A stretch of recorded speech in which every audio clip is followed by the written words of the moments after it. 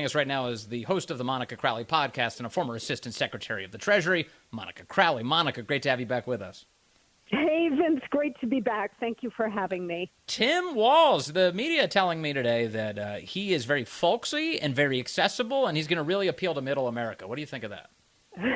Well, I did a whole monologue on my podcast today about this, how they're going to try to sell him as Minnesota nice. You know, Mr. Midwest, moderate, nice guy, nothing to be afraid of.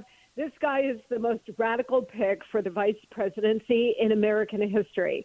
So right now you've got the most radical vice president in American history choosing the most radical vice presidential candidate in American history on everything from the no borders policy to waving in masses of illegal immigrants and wanting to give them incredible benefits like health care and education that they all want us to pay for, all the way up to abortion on demand until the moment of birth.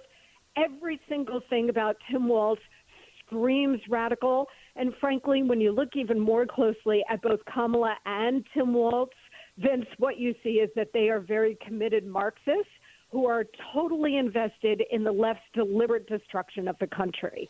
What do you think this is as a political matter? Because there were other people on the table who actually are in swing states. The theory was that she would try and go for a battleground state, like a Josh Shapiro from Pennsylvania or a Mark Kelly from Arizona. What does this pick tell you about their strategy? Well, it tells me a couple of things. First of all, the absolute state of the Democrat Party, where you cannot you know, there are very few moderates left. We used to call them blue dog Democrats. Right. There may be one or two of them left. And even the one that's left, like Senator Manchin out of West Virginia, he posted this glowing review of Tim Walz this morning on X, like, oh, he's incredible. He's going to bring the country back. He's a unifier. Gross. That is all nonsense. So it tells you that the Democrat Party is so far left that it has embraced Marxism. It is a revolutionary party. And so you have somebody at the top of the ticket now and at the number two who believe in that, and that it makes it impossible to choose a more centrist, such as they are, but a more centrist kind of character. The other thing it tells me here, Vince, is that the Democrat Party is now the party of Hamas. It is a largely an anti-Israel, anti-Semitic party, or at least has huge influential elements that embrace those things.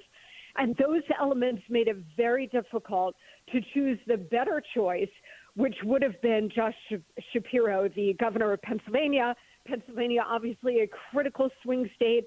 Shapiro would have been very helpful to Kamala Harris and the Democrats in this regard, but the Hamas wing of the party would simply not allow it because he is Jewish. Now, I know there were other elements that went into this calculation, but that is the overriding reason, and that tells you the absolute state of the Democrat Party. Yes, it does, and I can't tell you the number of headlines I saw leading up to today where the media were talking openly about this. Well, Josh Shapiro might be a problem. He's Jewish. Do any of these people hear themselves as they offer that explanation in public that, oh, yeah, the Democrats are too anti-Semitic to go for him? You know, it's unbelievable to me as a student of history and particularly World War II and the Holocaust that here we are in the 21st century, Vince, and we have one major party in America that's like, well, we can't choose the optimal guy because he's a Jew. I mean, this is absolutely mind-boggling to me and completely appalling, upsetting, and unacceptable. And any Jewish voter in this country should take a look at this, be outraged and appalled, and consider Donald Trump.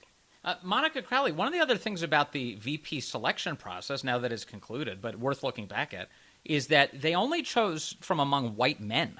They were really explicit that it has to be a white guy because they were convinced that voters are too racist and sexist to go with any other option. That's their contempt for the voter coming out. Why shouldn't Tim Walz walk away realizing that he's a DEI pick here? Yes, that's a very good way of putting it and totally accurate, Vince. The white guy at the number two position of the ticket is a DEI. Look, there are all kinds of calculations that go into a vice presidential pick. geography, beliefs, compatibility with the person at the top, et cetera, et cetera. Yeah. But they view everything through the lens of identity politics. Your race, your gender, your religious beliefs, et cetera. That's how they view you and the country and the world.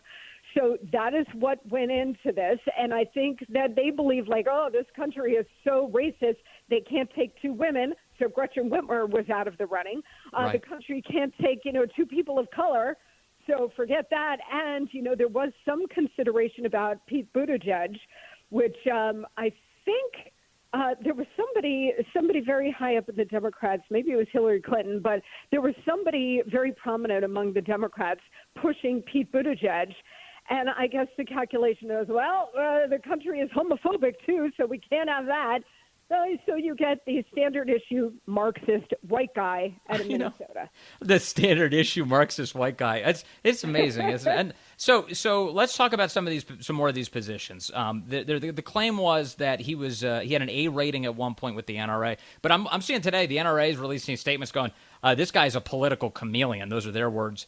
He changed his positions to further his own personal agenda. He purported in Congress to be a friend of gun owners to receive their support in his rural Minnesota district. Once he had his eyes set on other offices, he sold out law-abiding Minnesotans and promoted a radical gun control agenda. So the one area where I'm seeing the left today, including Nancy Pelosi, saying, oh, this guy is a centrist. He's no left-winger. Guns. It turns out even that's a lie. Yeah, absolutely. And you're seeing it at the top of their ticket, too, with Kamala Harris, who is running away from her really radical positions on fracking and so many other things because she knows it's going to sink her. The country is still center-right. Washington, D.C., the Democrat Party has gone really Marxist left, but the country itself is still center-right.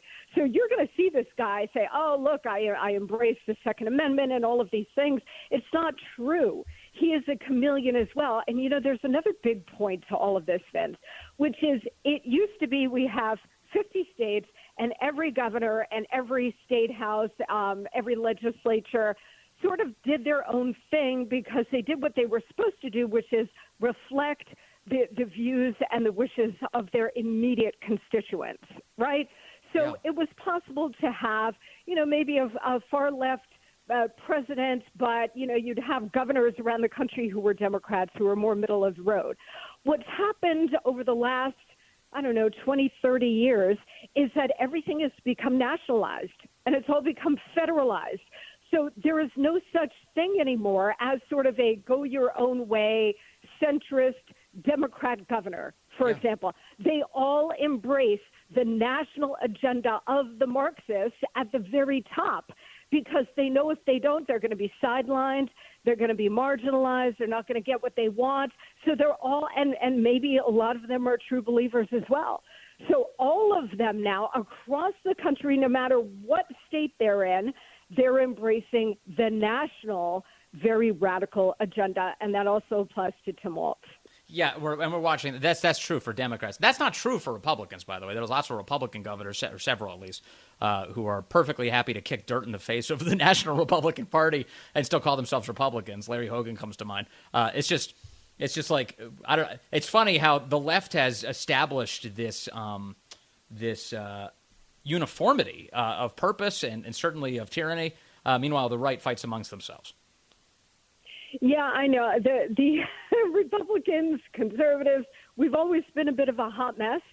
We've always been right on all of the issues, but in terms of unity and trying to keep everybody on message and everybody on board, it has been a struggle. Now, The argument has been, that's healthy. We want these debates. And while that is true, for the last several decades, we have been fighting a war for the future of this country, Vince, and only one side has been fighting it. The Democrats, the left, the Marxists, right? So while we've had these internal squabbles and we're trying to tell ourselves these debates are healthy, and I guess they are to some extent, the left has been totally united, fighting the war for the future of the country and really the West. And they've been winning these battles because they crack the whip and keep everybody in line. And they do it through intimidation. They do it through, really using their leverage against individual members. Nancy Pelosi was excellent at herding the cats and keeping everybody in line. Our side, not so much. And that's why, because we have power in numbers, but we haven't really been organized the way the left has. Monica Crowley, as such a good student of politics, what do you think the debate looks like between J.D. Vance and Tim Walz? Oh, that's such a good question. I'm very eager to see it. Tim Walz is a bit older than J.D. Vance. But remember, Walz had been in Congress for 6 terms. He served 12 years in Congress, and now he's on his second term as governor. So very steeped in policy, very steeped in the ways that government works, very steeped in the art of the spin. So don't underestimate his performance. Yes, he is a radical, and I think JD is going to dismantle him in terms of his radical policy positions, what he's embraced both in Congress and in the State House in Minnesota. But, don't underestimate his ability to just sort of push through. JD, I think, is going to be excellent. He's going to win on the issues. But Walz knows how to charm and how to maneuver a debate situation. So it's going to be very interesting. And J.D. Vance is getting sharper by the day. With each public appearance, he's doing it better and better, I can tell, very quickly. You have with Walz, you bring up an interesting point. He is steeped in policy. He's had a lot of time in Washington. He's a much better communicator than Kamala Harris, that's for sure. Do you think that's one of the reasons she chose him, because she's incapable of handling these types of candid conversations, and maybe Walz could step up to the plate to convey her radical ideology? Yeah, I think, sort of the beauty of any number 2 is that the number 1 can just foist off. Remember was it a Larry David episode of Curb Your Enthusiasm, foisting? You force this person off on someone. It's a very funny concept, but I think in politics very useful to have a number 2 that you can foist onto, various interviews, press conferences, things that you do not want to do. You can turn to the number 2. And Walz is a more effective communicator than Kamala, who's all over the map. Yes. And this is why they're not sending her into uncontrolled environments, right? Yes. So I think she's going to rely on him a lot to deal with the press, to hold these kinds of unscripted events, and she'll do more of the rally type things where she's got teleprompters in front of her and it's more tightly controlled. I mean, if that's the strategy, what it signals is that they realize this is a massive weakness for their campaign, because the right is correctly pointing out that Kamala Harris has not done any press conferences, no interviews. They're hiding her, all scripted events only. This is a basement campaign again. So their campaign is probably going to point to, oh no, but the running mate, Tim Walz, he's doing all sorts of things. So the campaign has spoken on the subject. We've mixed it up with reporters. You should be satisfied by that. Right. Yes, exactly. I think they're going to try it. I'm not convinced it's going to work. I think, in 2020, they leveraged COVID to keep Biden in the basement. He was senile then, but they tightly controlled everything, and they had a good excuse. This time, they don't. And she has been vice president now for 3.5 years. She owns the entire historic catastrophe of the Biden-Harris administration. She's going to have to defend it. I'm not convinced we're going to see a Trump-Harris debate. I think she's too afraid of Fox News. I think she's afraid of Bret Baier and Martha McCallum. And in that case, how are you going to deal with President Xi and the Iranian Ayatollahs with a nuclear bomb? But that's separate. I don't think you're going to see a debate because they don't want to send her into a situation with a fierce fighter like Donald Trump, who's got the record to run on, very positive record, and it was also very unpredictable. They don't want to take that chance. That would be a very high risk, high reward situation for Kamala, and I'm not so sure they want to do that. Yes. So I think they're going to lean very heavily on Walz. So I think you're right. Yeah. All right, Monica Crowley, thank you. Yeah, you're totally right. Kamala Harris is the one who's like shaking in her boots at the idea of a debate, and that can't be pointed out enough. Thank you, Monica. Great to talk to you today.